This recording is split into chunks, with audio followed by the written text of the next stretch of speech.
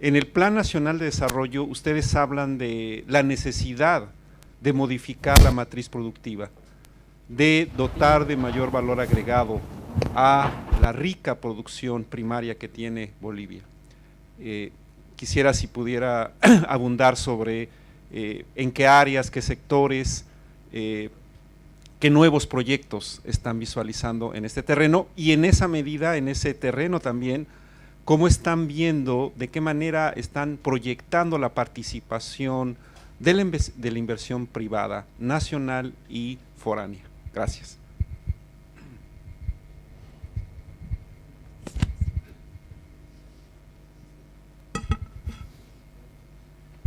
Muchas gracias. Samuel Torres de Perú. Quería hacer algunas consultas. En realidad el tema de la gestión del proyecto es bien complicado, ¿no? Sobre todo si tenemos en cuenta el ciclo de proyecto. En el Perú se ha puesto mucho énfasis y creo que se avanzó bastante en el tema de los estudios de preinversión. Es posible que la viabilidad de un gran porcentaje sean buenos proyectos, pero la viabilidad al desarrollo o a la elaboración de expedientes técnicos, es posible que allí el proyecto empiece a distorsionarse si no hay un adecuado seguimiento. Luego del expediente técnico a la ejecución del proyecto suceden muchísimas cosas. Y es posible que el proyecto sea terminado y que esto no esté alineado estrictamente al estudio que se ha hecho con anterioridad. Y acá ocurre situaciones muy complicadas y una de ellas que se está extendiendo en el Perú y estamos tratando de poner límite a eso, es que las entidades subnacionales están haciendo obras por administración directa de manera importante. Y eso en realidad es una tremenda debilidad en la ejecución. El Estado o los proyectos de inversión pública no están diseñados para que se hagan a través de los sistemas administrativos del Estado. Entonces, tenemos la viabilidad, tenemos el expediente técnico y tenemos la ejecución de la obra, donde en ese camino pueden haber muchas situaciones. El otro aspecto viene cuando ya el proyecto empieza a operar. Y un poco lo que comentaban también era el tema de cuán alineado está la programación, el presupuesto para que ese proyecto realmente opere y cumpla el fin de mejorar, ampliar, recuperar, etcétera, capacidad productiva del Estado. Y el otro tema es que, al menos en mi país, y creo que ese es un poco también algo que se viene repitiendo en algunos países de América Latina, es el tema de la cultura del mantenimiento de los proyectos. Entonces, si el proyecto durante su vida útil no tiene un adecuado mantenimiento, este proyecto se cae a mitad del proceso y todo lo que se hizo anteriormente en realidad ya no funciona. No sé si han hecho algunos avances y en qué país se está mejorando este seguimiento al ciclo de vida del proyecto. Gracias. Bien, vamos a entonces. ¿Alguna pregunta más?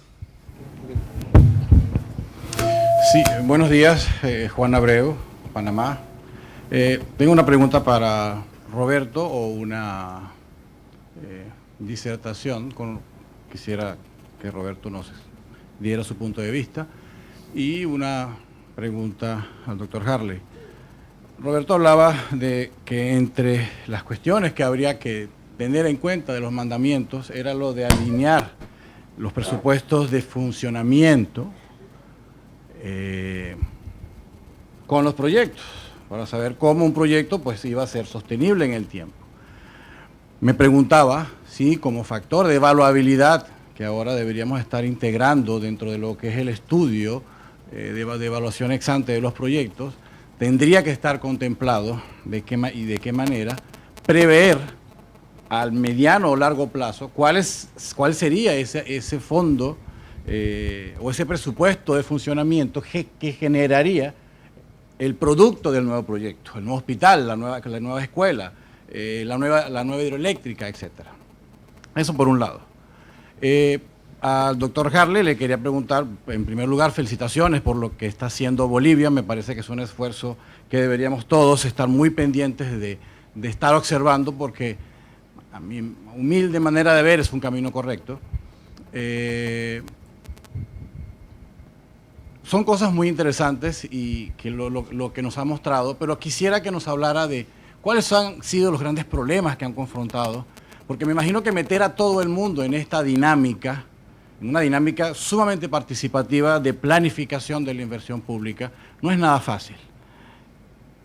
Quisiera que nos hablara un poco entonces de cuáles han sido estos problemas, estos obstáculos que han tenido para lograr que se dinamice, que se integre la mayor cantidad de actores posibles a esta iniciativa, sabiendo por supuesto de que en un gobierno, en un Estado como el Estado que quiere fundar Bolivia, pues siguen habiendo bastantes factores de oposición.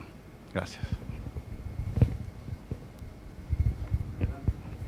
Buen día, Marina Barbeito de Argentina. La pregunta es para Oscar. Quería ver si entendí bien, si podías ampliar un poquito las ventajas de la asignación de techos por organismo, por sector. Es un poco lo que se da en Argentina, pero a veces tiendo a pensar que la asignación de techos podría llevar a que se ejecuten frente a demoras en la ejecución de algún proyecto, se ejecuten quizás proyectos, ya que tengo el techo asignado, que quizás no sean tan prioritarios o no tan importantes o no tan elaborados. No sé si entendí bien la presentación.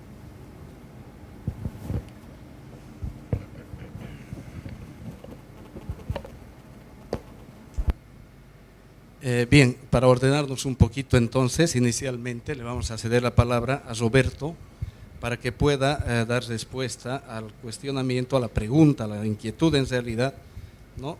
De nuestro amigo que hace la siguiente consulta respecto, digamos, a la implementación y a la ejecución de los proyectos. Ha preguntado también o cuestiona un poquito la debilidad, ¿no?, administrativa de los estados para poder ejecutar obras por administración directa, y también el tema de los problemas que se tendrían en la operación. Seguidamente Roberto también ha preguntado, Juan Abreu, ¿no?, respecto precisamente al mantenimiento y a los presupuestos de su funcionamiento, ver cuán sostenibles son los proyectos también, ¿no?, de manera general. Entonces no sé si nos puedes hacer un resumen sobre estos aspectos, Roberto. Gracias. Empiezo por el comentario, pregunta de Perú, que está directamente relacionado con el tema de descentralización de la inversión. Es decir, hay un fuerte, no diría mandato, pero hay una fuerte tendencia en toda la región a descentralizar la inversión. Si comparamos la inversión descentralizada, la inversión pública descentralizada en América Latina con los países de la OECD, todavía estamos en la mitad, o sea, todavía nos faltaría, si miramos cuánto del gasto total en inversión pública es descentralizado en los países de la OCDE y lo comparamos con América Latina, todavía estamos en la mitad del camino. Es decir, que esa tendencia, bajo la otra afirmación de que en la medida que la gente está más cerca de la decisión de inversión, porque conoce mejor el problema local, las decisiones que se toman son más orientadas a la gente, que no necesariamente es lo más eficiente, tenemos casos en ese sentido.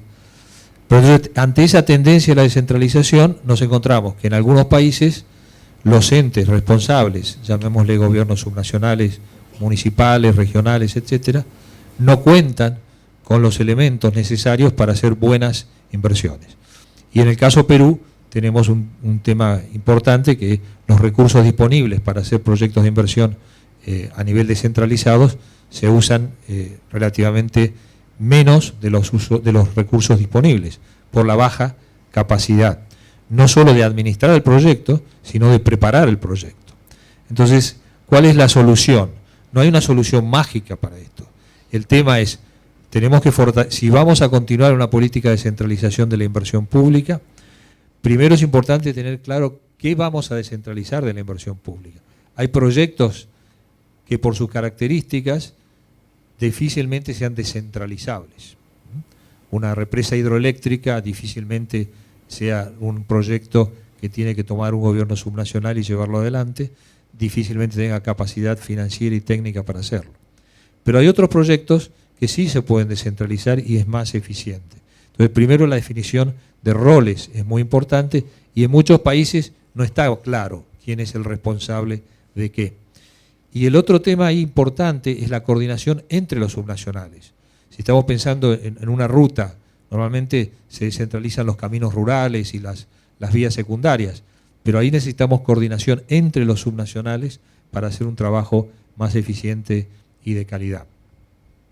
Coincido con la afirmación que los sistemas de administración de obra en muchos de los países no están suficientemente maduros como para hacer esos proyectos. Ahí aparece una alternativa que vamos a ver una presentación de incorporar proyectos públicos privados, o sea, buscar un administrador del proyecto que tenga la capacidad técnica para hacerlo. Esto se está viendo incluso a nivel de gobiernos subnacionales en varios países de la región, pero el desafío es que el ejecutor, básicamente los gobiernos subnacionales que estamos hablando, tenga la capacidad técnica y financiera para llevar adelante el proyecto. Y estén claras las reglas de juego de qué descentralizamos y qué no descentralizamos. En relación a la pregunta de Juan Abreu, o comentario, yo creo que el problema que vemos ahí es, en principio, un buen estudio de proyecto, de acuerdo a las definiciones ya universalmente aceptadas, tiene que contener todos los costos del proyecto. Tiene que contener los costos de inversión, costo de capital, costo de funcionamiento y operación, y mantenimiento. Y esto normalmente en los diseños del proyecto, lo que decía el colega de Perú, ocurre. O sea, si uno ve el proyecto está. El problema que yo señalaba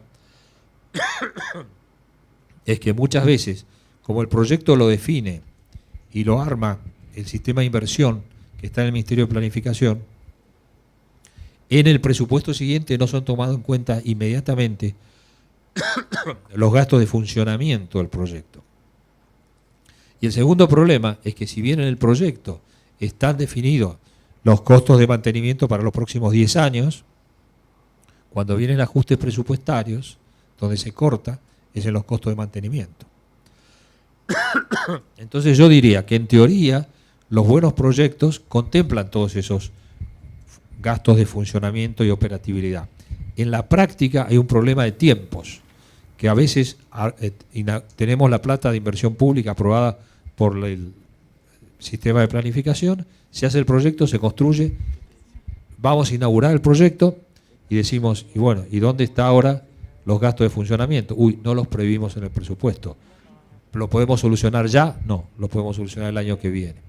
Entonces, ahí necesitamos mejorar la comunicación plan-presupuesto o proyecto-presupuesto para que esas cosas no ocurran.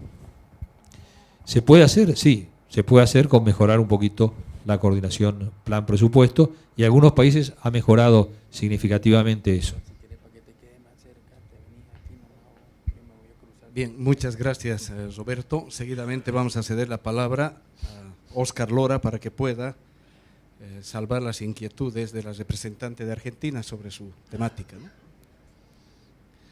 Muchas gracias. Aprovecho para hacer una aclaración sobre nuestro proyecto de investigación, sin ningún ánimo de entrar en debate ni nada por el estilo. Este proyecto va a mirar la experiencia de Corea, pero también de varios países de la OCDE.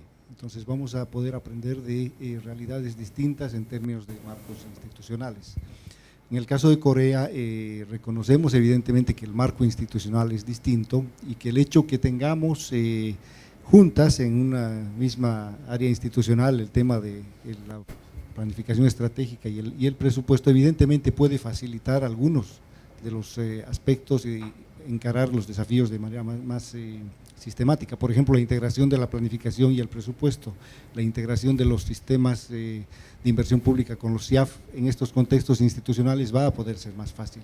Sin embargo, aún en estas realidades distintas a la nuestra, podemos seguramente aprender de procesos de automatización de estos sistemas, de interrelacionamiento entre los mismos, de introducción de mecanismos automáticos para el monitoreo y evaluación, del uso de herramientas de evaluación ex ante y ex post. Así que pensamos que de todas maneras es valiosa esta experiencia.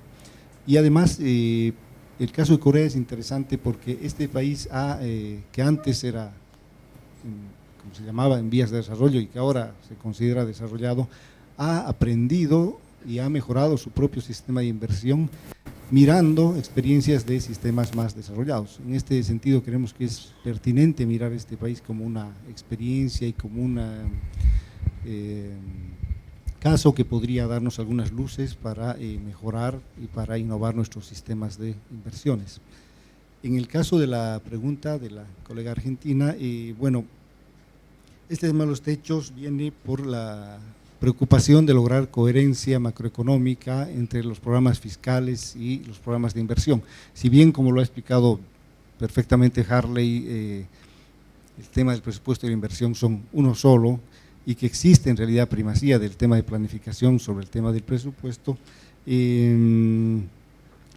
la integración de los programas de inversión con el marco macroeconómico general y con el marco fiscal en particular no siempre ha sido de las mejores. Entonces, a raíz de esto surge esta metodología de fijación de techos generales, son techos generales en términos de sectores, programas e inclusive instituciones que tienen justamente esa característica general de ser techos generales dentro de los cuales se pueden manejar y priorizar proyectos. No apuntan a establecer techos a nivel más micro que podrían introducir ciertas rigideces como las que mencionas de estar asignando presupuestos, asegurando recursos para proyectos que pueden, por ejemplo, no ser rentables o no estar presentando desempeños satisfactorios.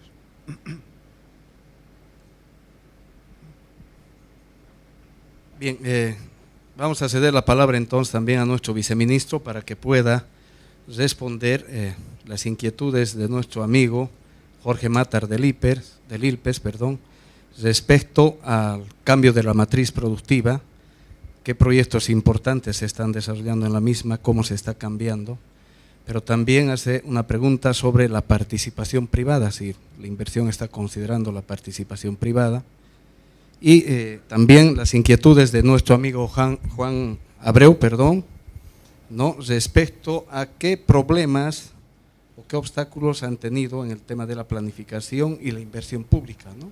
En nuestras experiencias. Adelante, viceministro. Muchas gracias. Bueno, nos olvidamos de Samuel. Bienvenido. A ver, decirle a Ricardo que ya en la Constitución está estableciendo que el Estado es el protagonista del desarrollo y a partir de ello está constitucionalizado que el rol que juega el Estado es fundamental en el desarrollo y la matriz productiva va a dar un giro porque nosotros siempre hemos sido exportadores de materia prima. Ahora estamos apostando a darle valor agregado en procesos industrializados en Bolivia. Y es el Estado el responsable del manejo, administración y control y fiscalización de los recursos naturales. Y ahí, justamente, para dar tranquilidad al sector privado es que la nacionalización de algunos yacimientos mineros está en función al cumplimiento de esa Constitución. Entonces, un poco lo que estamos haciendo es, pues, dar cumplimiento a ella y, pues, el sector privado tiene, porque es también actor fundamental de lo que denominamos economía plural. Está garantizada la participación privada, nacional y extranjera en este escenario de cambio en Bolivia. Asimismo, existen mecanismos para poder darles incentivos, pero los incentivos ya no pueden ser per se. Los incentivos tienen que estar en función de ciertas decisiones y riesgos que vayan a asumir también en el desarrollo del proceso industrial en Bolivia. Decir también que ya tenemos una Agenda 2025 donde está estableciéndose dentro de los 13 pilares 4 fundamentales que queremos erradicar la extrema pobreza y lo estamos haciendo, estamos creo que cumpliendo más allá de las ODMs, estamos apuntando a dotar de servicios básicos a toda la población boliviana y creo que en muchos de nuestros países he podido advertir los planes de desarrollo que están apuntando hacia lo mismo. Estamos planteando la seguridad alimentaria con soberanía, que es un elemento fundamental en Bolivia, seguridad alimentaria no solamente es del uso y destino, sino también la soberanía de aquellos recursos naturales, de aquellos productos nativos, como la quinoa, por ejemplo. Un cultivo andino que este año ha sido designado el año de la quinoa porque es nativa de Bolivia. No podemos poner marca de fábrica, sino que tenemos que identificar a ese producto nativo como propio, como nuestro. Esas son las políticas de Bolivia hacia el mundo, por ejemplo. Y la industrialización, en todas las fases. Ahí sí vamos a participar con la tecnología que viene de afuera, porque lastimosamente en nuestro país no hemos tenido procesos de capacitación sostenidos en tema tecnología, que sí evidentemente los necesitamos. Pero estamos claros hacia dónde estamos yendo y con metas que las vamos a ir midiendo en el corto, mediano y largo plazo. Entonces, creo que eso es el escenario y que resume que la decisión que está tomando Bolivia es sobre la base de principios constitucionalizados, no políticas, sino que ya están establecidos en nuestra Constitución. A nuestro hermano del Perú, Samuel, hay que entender que la inversión pública debe ser considerada en un contexto histórico. El contexto histórico es fundamental para saber de dónde partimos y a dónde llegamos. No es un mecanismo lineal de insumo, proceso, producto, sino hay momentos históricos donde los procesos se consolidan favorablemente y en otros no. Ahí justamente estamos hablando de la legitimidad y la participación de la ciudadanía. Considerar que si no tomamos en cuenta en la fase de preinversión el contexto donde se desarrolla un proyecto, vamos a evidentemente definir procesos que matemáticamente pueden estar bien calculados, pero en su momento de aplicar vamos a tener algunos problemas y esto va a incidir en los costos de operación y mantenimiento. Evidentemente los proyectos de inversión pública deben garantizar mecanismos de sostenibilidad. La inversión pública en algún momento pues se constituye el gasto corriente recurrente. Entonces ahí hay la necesidad de reconceptualizar el presupuesto. No podemos mirar el desarrollo solamente con lentes presupuestarios de definir qué es gasto corriente y el gasto de inversión. En Bolivia estamos haciendo un nuevo cambio. Ya no podemos separar gasto corriente de la inversión porque nos estábamos mintiendo. Estábamos incorporando gastos que hacen a la consecución del proyecto como inversión, pero eran gastos recurrentes. Esto necesariamente entre todos nosotros tenemos que empezar a replantear. ¿Cuáles son los gastos operativos de la inversión que fundamentalmente están destinados al mejoramiento, al mantenimiento, fundamentalmente de infraestructuras camineras, que son los recursos más caros que hay en nuestros países? Y es por eso que tenemos que darle un nuevo cambio y un nuevo enfoque de mirar el desarrollo, no solamente a partir del mecanismo del presupuesto, sino del desarrollo. Y por último, hay aspectos que nos ha planteado Juan. ¿Cómo lo han hecho? Estamos en un proceso de cambio. Día a día tenemos procesos de legitimación con la población. Las cumbres sociales que les mencioné, realizadas el 2011 y el 2012, y es más, este año está programada una cumbre social en Bolivia, la cumbre de salud, que todavía no está decidida. Recuerdan ustedes a nuestros hermanos bolivianos que ha generado un problema con el sector de salud porque los médicos no querían trabajar 8 horas, que hasta el momento no está solucionado ese problema. Viene de la demanda, de la legitimidad de las políticas por parte de la población. Este gobierno lo que está haciendo es legitimizar las políticas que están constitucionalizadas, conversando con la población, y así vamos a poder retroalimentar y mejorar nuestras políticas. Es un trabajo nada sencillo, por cierto, porque es un trabajo de profundos cambios que estamos viviendo. Y creo que estamos consolidando este proceso de desarrollo en función de la alta participación. A Dios gracias que la misma Constitución establece que todas las entidades que manejan recursos públicos deben estar registrados en el presupuesto. Y ahí sí, no como en el caso de otros países que hacemos transferencias sin control, nosotros sabemos el uso y el destino de los recursos que están destinados a infraestructura, a temas productivos, porque está constitucionalizado.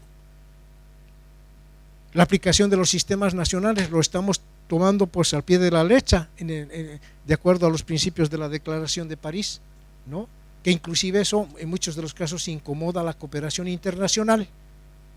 Pues acá en Bolivia, bienvenida a la cooperación siempre y cuando responda a nuestras políticas nacionales. Muchas gracias.